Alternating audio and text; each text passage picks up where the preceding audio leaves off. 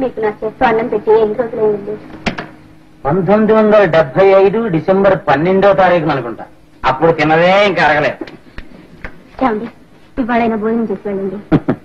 చూడు sound engineer, నాకు తింటం బద్ధకం, తాగటం సుడువు. మీ తమ్ముడు చల్లగా ఉండాలి కానీ నా ఆరోగ్యానికి ఏం లోట్లేదు. వస్తా.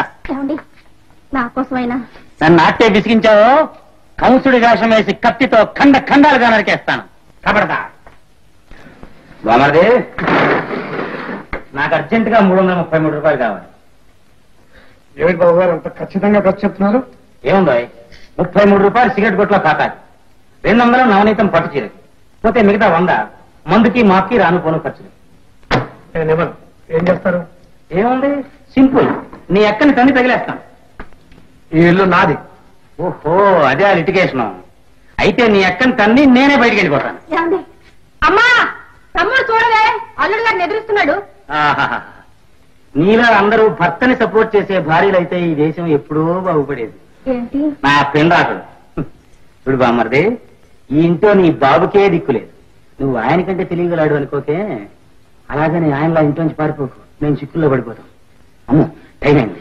నవనైతే ఉంటాను. ఆ 333 పట్టుకొచ్చి ఇచ్చి వస్తా.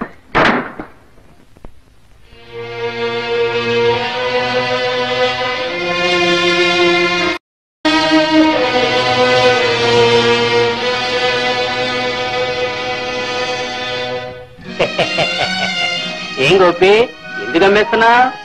బఠానీలు కొనుక్కుందామని. నీకెందుకయ్యా? సరిగ్గా చూసి ఎంత ఇస్తావు చెప్పు. బంగారం రేటు పడిపోయింది, 600 ఇస్తాను. ఇష్టమైతే ఇవ్వు, కష్టమైతే తీసుకెళ్ళిపో. సర్లే ఇవ్వు. 1 2 3. ఎవరు మీరు?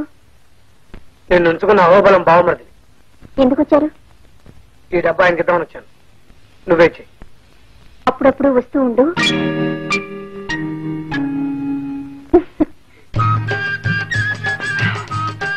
ఎవడెవడు? మీ బావమరిది డబ్బు తెచ్చాడు. ఇంకేం ఉంచు. అతను చాలా పదునే. కొంప తీసి పార్టీ మారుస్తావా? నాకు అలాంటి కుళ్ళు బుద్ధులేం లేవు. అయినా నాకేం కర్మ, బాలవతి రాజులా మీరుండగా. ఏమిటా నువ్వు డిస్టర్బ్ చేయకు. జడగంటలు కొని పెట్టవా? జరగంటలో 3 గంటలు పిల్లలకి.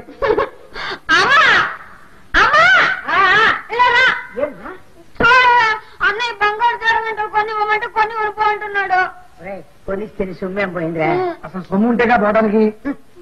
అదే నా చిన్నప్పుడు మా నాన్న అయితేనా అడిగిన వెంటనే డజన్ కొద్ది వచ్చేసి. అవునా తాత అడుగుతునేవట.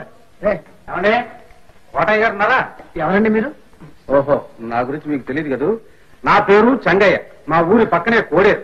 మీ నాన్న నేను ప్రాణ స్నేహితులు. ఓహో అలాగా. అవునండి, అప్పుడప్పుడు చెబుతుండేవారు మీ గురించి. కానీ ఇప్పుడు ఇల్లు విడిచి వెళ్ళిపోయారు. ఏమిటి, కోటయ్య ఇల్లు విడిచి వెళ్ళిపోయాడా? నాకేమాత్రం తెలియదే. నేను చాలా కాలంగా కరక్కాయల వ్యాపారం చేస్తూ ఢిల్లీలో ఉండిపోయాను. అబ్బాయి పెళ్లి చేద్దామని 4 రోజులు అయింది వచ్చాను. చిన్నప్పటి నుంచి కోటయ్య నేను అనుకుంటూ ఉండేవాడు, మా అబ్బాయికి మీ అమ్మాయి ధనలక్ష్మి ఇచ్చి పెళ్లి చేయాలి. ఇలాంటి పరిస్థితుల్లో ఇంక నేను పెళ్లి చేయలేవాడు. అలా అనకండి, మా నాన్నగారు తప్పకుండా తిరిగి వస్తారు. ఈ ఇంటి పెద్ద కొడుకుగా అన్ని బాధ్యతలు నా మీదే పడ్డాయి. శుభకార్యం కోసం వచ్చి తిరిగి వెళ్ళిపోతే ఏం బాగలేదు. తొందరపడి మాట ఇవ్వక, డబ్బులు పోయే ఉందో ఏమిటో. చూడు గోపి, చెంగయ్యని గురించి అతని ఆస్తుల గురించి నువ్వేం ఆలోచించక్కర్లేదు. నాకు సార్, మీ నాన్నగారి కోరిక ప్రకారం ఈ వివాహం కనుక జరిగితే మన ధనలక్ష్మి చాలా అదృష్టవంతురాలు. అది సరేనండి, మరి అబ్బాయిని మనం ఇంకా చూడలేదు చేయలేదు. అబ్బాయి బుద్ధిమంతుడు, చాలా అందమైన వాడు. ఎందుకైనా మంచిదని ఫోటో కూడా తెచ్చారు.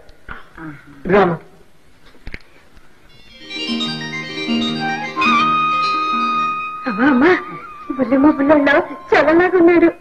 శుభం. మరి మంచి రోజు చూసుకుని ముహూర్తాలు అవి పెట్టుకున్నాం. అలాగే శుభస్య శీఘ్రం. మరి నేను వెళ్ళొస్తాం. మరి కాఫీ అని తీసుకెళ్ళండి. అతికితే అతకదన్నారు పెద్దలు. వస్తానమ్మా. వస్తాను. అమ్మా, ఇతను అదే నా మామగారు రంగుల రత్నంలో కాకరాల్లో ఉన్నాడు.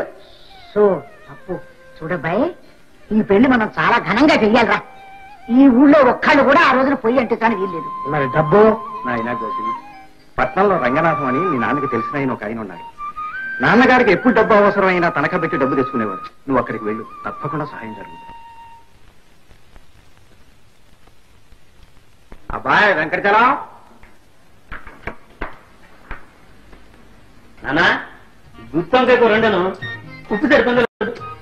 నారహేమయ్యారా ఇంటికి పొమ్మను. వాడిని పంపించేసి నువ్వు వంట చేస్తూ కూర్చున్నావా? నీకు ఎన్నిసార్లు చెప్తాను వంట చెయ్యొద్దని? నీకేమో పెళ్లి సంబంధం చూడడానికి వాళ్ళేమో మంచిలో చూసి ముహూర్తం పెట్టుకుందాము అన్నా. రే, వంట చేసే మగాన్ని చూస్తే ఆడది అలుసు చేసి నెత్తిరెక్కుతుందిరా. నెత్తి కిందకి ఎక్కాలి. ఆడాళ్ళు ఉద్యోగం చేస్తుంటే మగాళ్ళు మర్యాదగా చూడడం లేదేమిటి? కర్మ, మీ అమ్మ తెచ్చి నేను నీ స్థితికి తీసుకొచ్చింది. నాన్న, నువ్వు సినిమాలు చూడక చెడిపోతున్నావు. రోజులు మారిపోయాయి. ఒక్క పిల్లలకి అందం తప్ప మగవాళ్ళు ఆడవాళ్ళు చేసే పనులన్నీ చేస్తున్నారు. ఒక్క గడ్డం తీసుకోవడం తప్ప ఆడవాళ్ళు మగవాళ్ళు చేసే పనులన్నీ చేస్తున్నారు. ఇందులో ఏముంది? పరస్పర సహకారం. అన్నట్టు పప్పులు కూడా కాచాను. భోంచేదా? రేపు పెళ్ళయ్యాక కూడా ఈ వ్యవహారం ఇలాగే సాగిస్తా.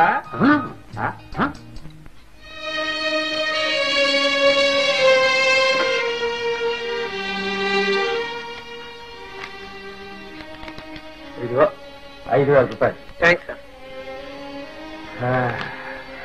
గోపి, చెల్లెలి పెళ్లి కోసం నువ్వు ఇంత కష్టపడడం చూస్తుంటే మీ నాన్న నాతో అప్పుడప్పుడు అనే మాటలు గుర్తుకొస్తున్నాయి. తన పరువు నిలబెట్టడానికి నువ్వు ఒక్కడివి చాలనేవాడు పాపం. వీరునంత త్వరలో ఈ డబ్బు మొత్తం వడ్డీతో సహా తీర్చేసి నా భూమి తాలూకు దస్తావేజులు పట్టుకుపోతాను సార్. ఎందుకంటే మాకు మిగిలిన ఆశ ఒకటి. సరేలేవయ్యా, ముందు చెల్లెలి పెళ్లి శుభంగా జరిపే ఏర్పాట్లు చూడు. పెళ్లి గ్రాండ్ గా జరిపించాలి సుమా. గుడ్లే వస్తాను సార్. కోటయ్య, నీ కొడుకుని చూస్తే నువ్వు ఎంత సంతోషించుంటాడు. తోటగాళ్ళు జయసుత కట్టిన చీరలు లాంటి చీరలు గాని, ఆటగాళ్ళు శ్రీదేవి కట్టిన చీరలు లాంటి చీరలు గాని మీ దగ్గర ఏమైనా ఉన్నాయా? వాళ్ళ సినిమాలు నేనేం చూడలేదండి. ఓహో, సినిమా హీరోయిన్లు కట్టిన చీరలు లాంటివే కావాలంటుందండి మా చెల్లెలు. దాని పెళ్లి ఈ 2 చీరలు ఎంత అవుతాయి చూడండి. 650 రూపాయలు అవుతుందండి. 650? 500 ఇచ్చేయకూడదు? బేరం లేదండి, ఒకే ధర ఇక్కడ. ఓ, అదొకటా?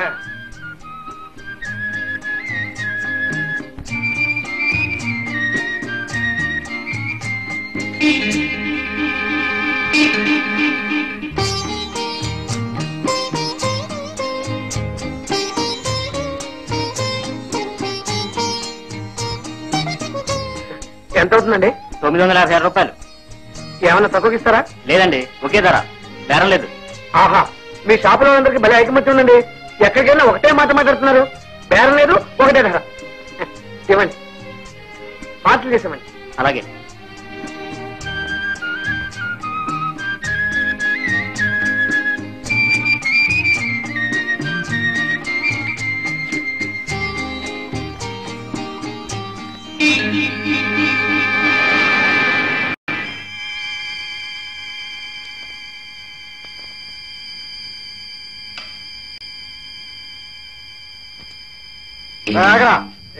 ఎవరైనా నువ్వు?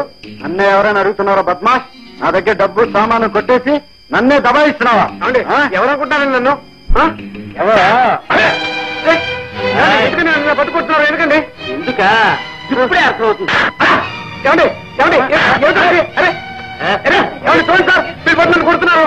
చూడండి, అతని దగ్గర సామాను కొట్టేసి పారిపోతున్నాడు. ఏమిటని అడిగితే దబాయిస్తున్నాడు. ఎవరో దబాయిస్తే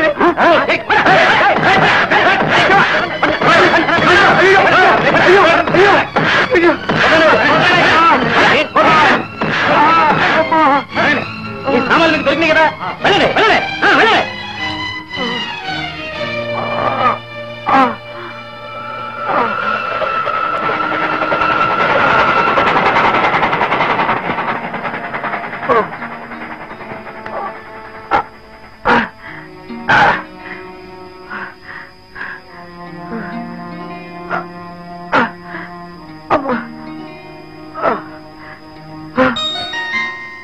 ఎందువరమ్మా నీ వంతు కూడా ఏమైనా మిగిలిందా? కొట్టు. చిచ్చి, ఈ అడవిలో ఆడమొక్క కూడా తేడా లేదు. నిజం చెప్తే ఎవరు నమ్మరు. మంచిదనానికి గుర్తింపు లేదు. ఏమ్మా, నా దగ్గర ఇంకేం లేదు. ఇదిగో ఇది ఒక్కటే మిగిలింది. తీసుకో తీసుకో. ఆవేశంలో అన్నా ఉన్నమాటే అన్నారు. ఈ నగరాల్లో ఇంతే. ఇక్కడ మంచితనాన్ని ఎవరూ గుర్తించరు, నిజాన్ని ఎవరూ నమ్మరు. మీదేవురు? ఎవరైతే నీకే?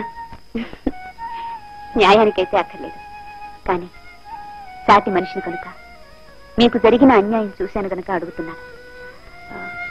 ఇంటికెళ్ళడానికి డబ్బులున్నాయా? పోనీ ఈ రాత్రి మీ ఊరు వెళ్ళడానికి బస్సు కానీ ట్రైన్ కానీ ఏదైనా ఉందా? ఉన్న ఒక్క ట్రైన్ వెళ్ళిపోయింది. మీరు నాతో రండి. ఎక్కడికి? దొంగతనానికి మాత్రం కాదు, నగరాల మీద మీకు ఈ పాటికి నమ్మకం పోయి ఉంటుంది. కనీసం మనుషుల మంచితనం మీదనైనా నమ్మకం మిగులుతుంది. రండి.